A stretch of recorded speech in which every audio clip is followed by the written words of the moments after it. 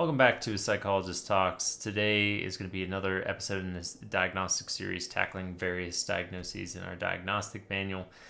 Remember, the goal for these is to bring these diagnoses a little bit to life. I'm not going just through the symptom criteria alone, but really trying to talk about the nuance behind the diagnosis. And today, we will be trying to tackle PTSD. And I say try to because it's a big one for me to be taken on, and it could be a little bit controversial.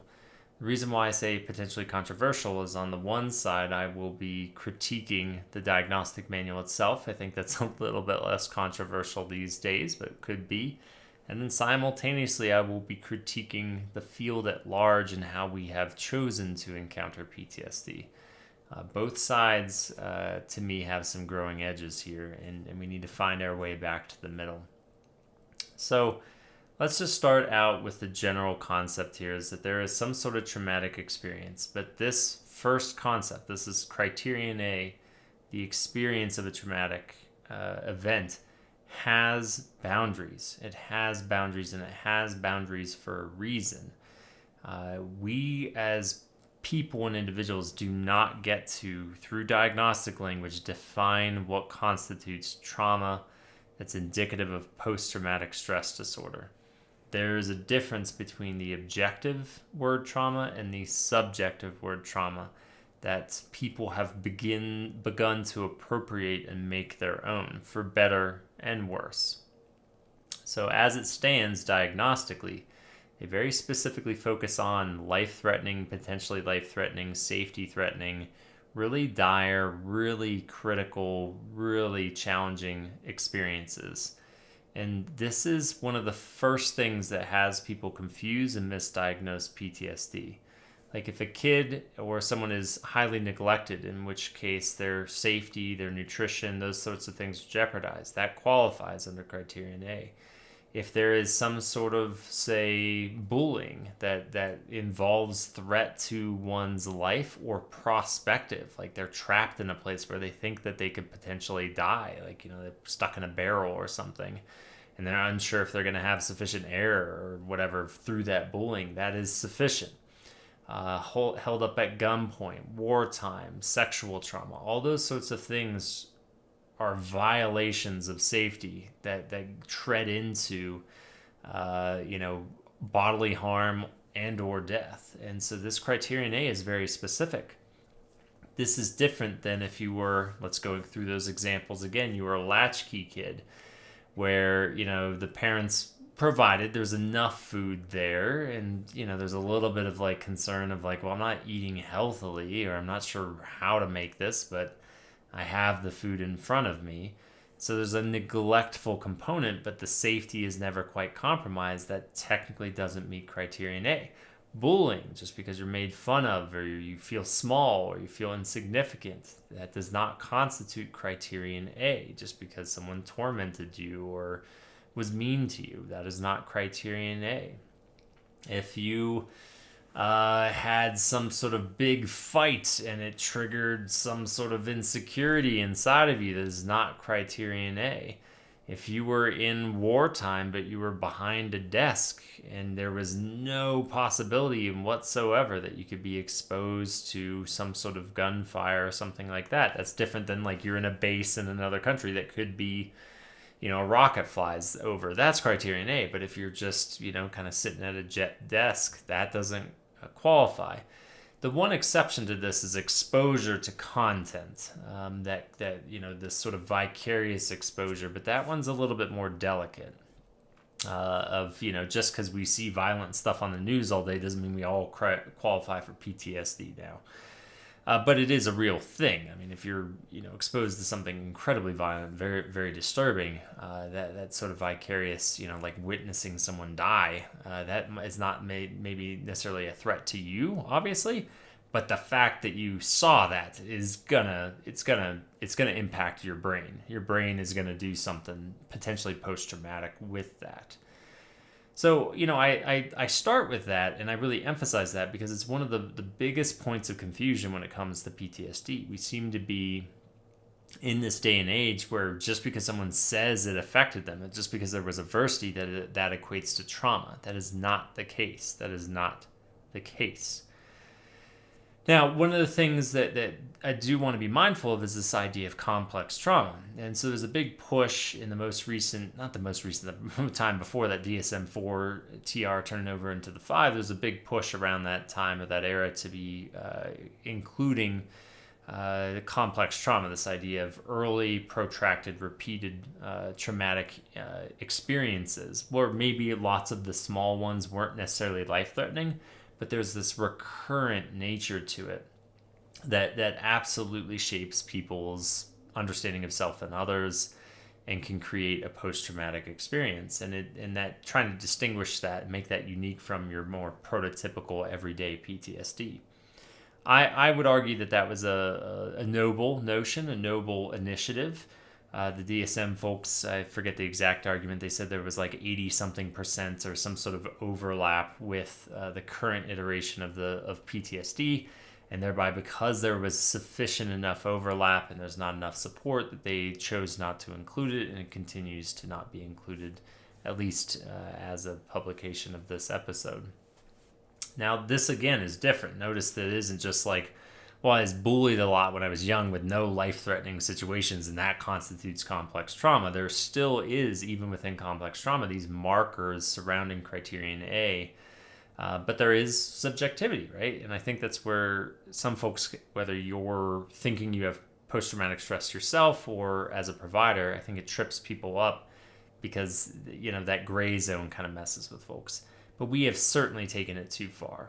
For all the flaws of the diagnostic manual, we have taken it far too far.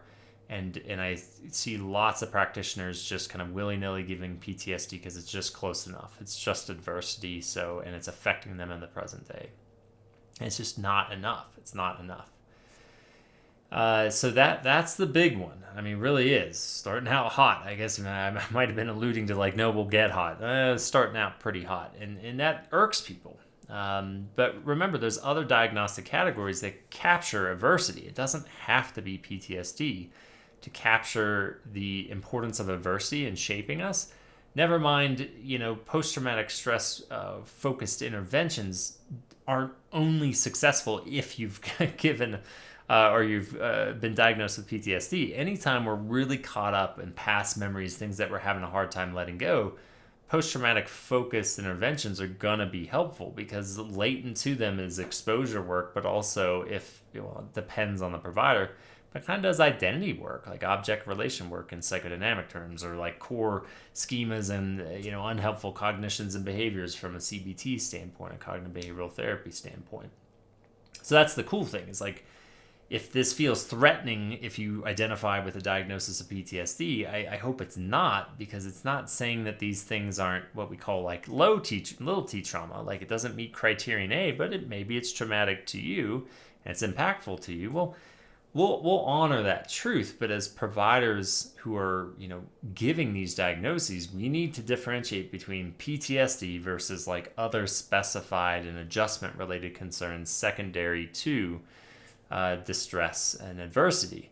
The other big one that people get really sticky about is like, maybe too, it's more of a personality issue than it is a PTSD issue. And that might sound like victim blaming, but it's not. We all have personalities. You can go look at my sort of reconceptualizing personality episode. I talk a lot about like, even I have aspects of my personality that were very much shaped by certain aspects of adversity growing up. But are also temperamentally linked, and that's not like a damning thing to say. I think it's just an important thing to say. Is trauma correlated with personality? Can it be correlated? Yes. Is it solely causal? No. Does PTSD and should PTSD replace personality? Absolutely not. But that's content for a different episode. So that's all talking about Criterion A. The second two criteria are also two big ones. So I call them like the big three. These are the three key ones that I think are the hardest to meet.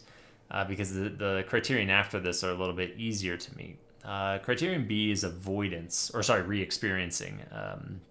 And so re-experiencing is like dreams, flashbacks, intrusive thoughts, those sorts of things that represent the brain trying to work through content that it doesn't know what to do with.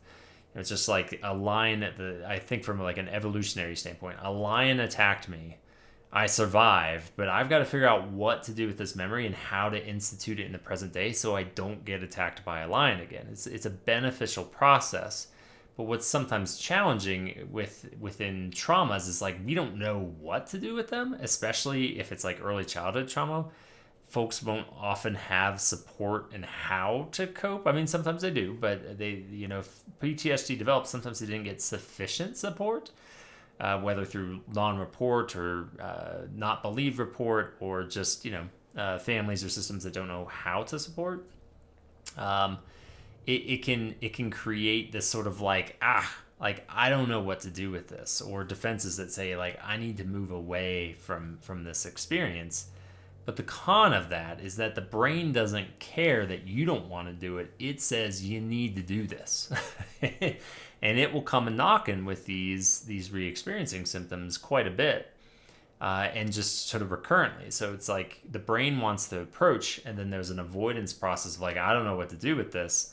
And it just cycles back through. The caveat to that is there can be delayed expression. And this is where, someone has a really stark experience and they repress or suppress the memories, because it's just like the brain goes like, I want to do something with this, but there's sufficient defense systems to say like, yeah, but you ain't going to do anything with this, so you need to get rid of it now so you can go on living.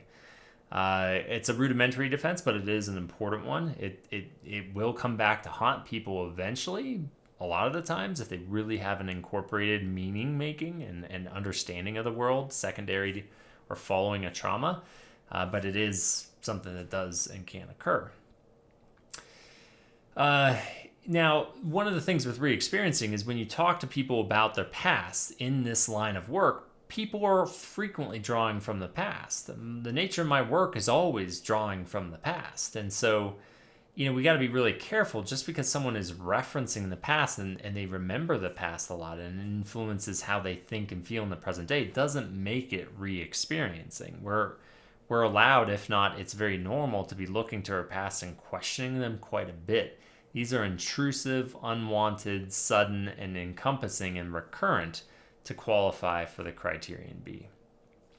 Number 3 in the big 3 is Criterion C. That's avoidance behaviors. Avoidance is this sort of cognitive internal avoidance, which can technically include dissociative components of just like, it's that part of suppression, repression. It's like, it's going to go underneath here, so I can't reach it. And I don't have to be affected by it. So it can be, cognitive avoidance, so like, no, I can't, I'm not going to do it, push away. It also can be physical, like proximity. I'm not going to go there. I'm not going to talk to these people. This TV show comes on, I just can't deal with it. So there's basically two types of avoidance. Dissociation. Let's mispronounce that one. That's technically not included, but I kind of included under this framework of potential avoidance, because it's, the overt report of avoidance of like, I'm avoiding it up here, I'm avoiding it in my environment. It requires insight, whereas this sort of suppressive, dissociative component where it's like, it's going to bleed to the surface, but I'm not going to address it, could, to me, replace this variable or this particular criterion. But this is the reason why this is a big 3 is often with the passage of time, avoidance behaviors are mitigated significantly. That whatever the trauma is triggering, people aren't actively avoiding as much anymore, or very minimally. Maybe they have a charge time or something is way too close to home, but it's like a once in a while sort of thing. What will often happen is it's more of like a generalized avoidance response. Like, if it's socially related, people will talk about like social avoidance and social anxieties. But it's like, because safety, like a theme of safety or something like that. But the more peripheral that becomes, the more there's like question if it's truly meeting Criterion C anymore. Because there's supposed to be this direct link of like, there's a re-experiencing and then there's an avoidance process that follows. It's not like there's no or minimal re-experiencing. Someone's just stuck in their past and they happen to be avoidant people in general, irrespective of traumatic content, just socially avoidant and shut-ins. That doesn't constitute PTSD. Is it linked to their past? Yeah. Is it good to capture that maybe through some sort of other specified diagnosis? Yeah, probably, or maybe. You got to be sure you're assessing pretty thoroughly. But again, we need to be careful that we're not just extending any avoidance into this category. The follow-up point to this too is avoidance is different than like intentional containment. So this is different than dissociative stuff. This is like this idea of something comes up. I understand what's going on and it's challenging for me. So I hold on to it for a minute or two, or 30 minutes. I kind of struggle through it and then I put it on a shelf so I can go about my day-to-day life. That's not avoidance. That's like intentional containment that you can actually work with and build off of in therapy, and again might better constitute an other specified diagnosis rather than full-blown PTSD. Now, before I get to the other criterion, some people say like, well, so what's this line in the sand? Like, what about people who are like healing through trauma? Doesn't that seem like a little bit derogatory to not give PTSD if they're like they've been through, especially if they've never been in treatment before, they've been through a significant part of a healing journey and they just happen to come when they've worked through some of these criterion? Isn't that kind of demeaning to give them another specified diagnosis or something like that? I go, well, I mean, if it's close enough. I mean, I will say I'm not like a purist where like, well, we're down to this final criterion and it's just, you're just not quite avoiding enough, and so I'm not going to give it to you. Like, I'll give PTSD, right? It doesn't matter that much. I'll give PTSD for that. But if it's like pretty significantly advanced past that, it is very much within reason to be like, look, I'm conceptualizing this through a trauma lens for sure. And it's important for you as someone who I'm seeing to conceptualize it similarly. I mean, you get to define what constitutes trauma for you and, your subjective version of that. But for what it's worth, it's in that family. You've just done a lot of great work. And so you don't fully meet criteria anymore. And that's a testament to your resiliency and your resourcefulness. So I'm going to honor you by not giving a full PTSD diagnosis. I'm going to give something proximal to, so insurance companies or whomever doesn't bug me for giving you trauma-focused work if that's what we're doing and what you agreed to. But I'm not going to give you a full-blown PTSD just because. We need to be diligent. Now, understand the reason why I criterion D and E are so easy is they're kind of depressive in nature, altered mood and cognition. That is not a big threshold to meet. And then the last one is arousal related symptoms that can be sleep, attention, but it can also be kind of startle responses and those sorts of things. You don't require too many criteria on those to meet those thresholds, which is why I don't consider them part of the key three. Now, you do need to be diligent. There's lots of times folks won't have, say, like the arousal symptoms. They'll just have altered, kind of sense of themselves and others, but that arousal piece isn't there, in which case, again, doesn't meet full criteria. But again, in my experience, understanding I work in community mental health, is those are very frequently met, and they will often elevate when people take like a PTSD scale, like a screener. When they have just anxiety and depression, they will sometimes spike on a PTSD screener, and it's not PTSD. So let me loop back around to assessment. So remember, key 3, and then those extra 2, all 5 do technically need to be there, and there's other qualifiers, duration and stuff that are in the DSM to meet. And so some people go, the second thing is they'll go to screeners and say, well, the screener is positive, like the PCLC or the PCL5. These are big ones coming out of the Veterans Affairs, VA. Veterans Affairs, I think, not administration, VA. The VA. The DOD, Department of Defense, VA, right? Wherever that's at. So, they'll get positive findings on these. The PCLCs are notorious because they're super brief screeners. But you have to understand, like, I can give a PCL5 to someone with borderline personality disorder. I can give a PCL5 to someone who's heavily depressed and really entrenched in their upbringing that is not meeting Criterion A for PTSD. And they will show as positive on these measures. So that's why Criterion A is really helpful, because just because somebody's positive on a measure doesn't mean it's specific to PTSD. We still need to be actively discerning and saying, is this someone just really stuck in their past or tends to like ruminate and turn over their past a ton, and they've subjectively read these items as, markers of like, yeah, I have nightmares, and they're citing a nightmare once, and the super easy threshold for Criterion B is like, I have memories about my past that bug me. Like, I have memories about my past. I mean, not as much anymore, but when I was working through my depression and anxiety, like I had lots of things from my past that would stick with me and bug me and vex me, but that doesn't mean I had PTSD. And so we have to discern these sorts of things, even with positive screeners, because the screeners, especially in a day and age with lowered stigma and a willingness for people to grapple with their past more, just because it's a positive screener doesn't mean we should just be handing out PTSD diagnoses like candy either. So this is kind of the dilemma with PTSD is we're overdiagnosing it, I would argue. Now, do I have stats on that? I don't. I don't know if there's nationwide trends, and maybe it's more my local level that I'm seeing this sort of issue. But I think it's worth mentioning that the trend seems to be, with a lot of social pressure a la carte. Again, a helpful positive thing as stigma goes down about this stuff, that people are just willy-nilly saying, I'm traumatized, which is their low T, it's like small t, let's go with small t trauma, which, can be honored. But it doesn't mean us as practitioners should be just going, cool, let's give the PTSD diagnosis left and right. It has implications. It has implications all over the place. It has societal financial implications when people feel so arrested by their past that they feel like they can't work, but by the letter of the law, they're technically not full-blown PTSD. Like, what do we do with that? Should we be giving a PTSD diagnosis? Military disability claims and PTSD. It's just its own fascinating beast. So there's all these, social dynamics that we have to be careful about.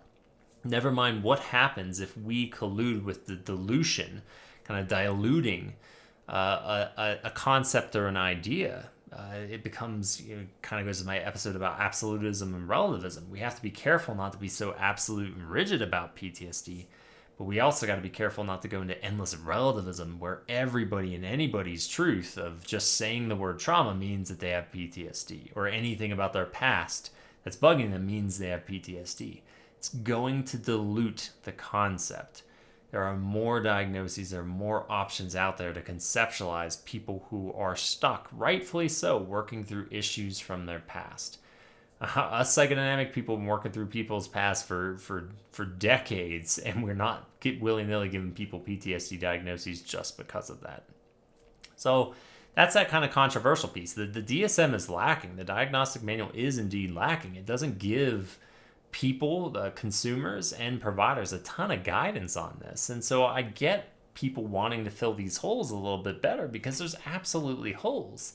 Yet simultaneously, we need to be more careful and more diligent, particularly us as providers.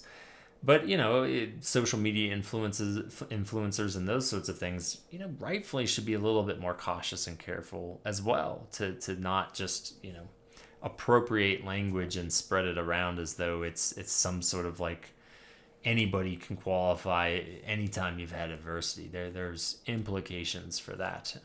Us as providers will be respectful of your past and respectful of identity issues and respectful of unresolved issues of your past. We can be respectful and treat those things very seriously and not give you a PTSD diagnosis. That is absolutely within reason, and it's an important dilemma our field is facing.